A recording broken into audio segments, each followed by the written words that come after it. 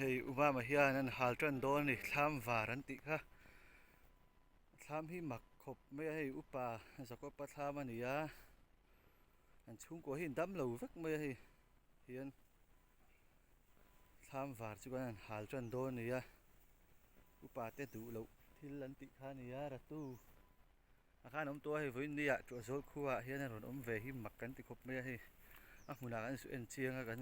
an hal ngal dawn ani a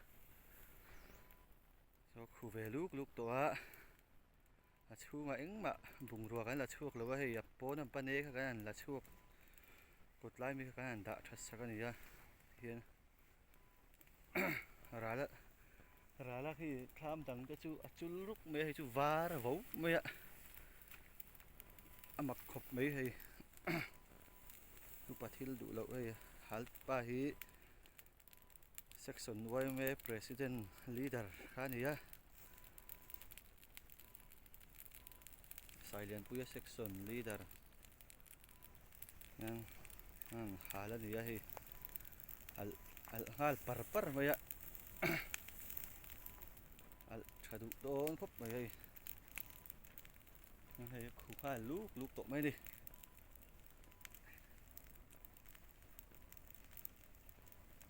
cái là chung của tập bộ đấm cho tất cả ổn thị na cán tụ sắc na cán lá na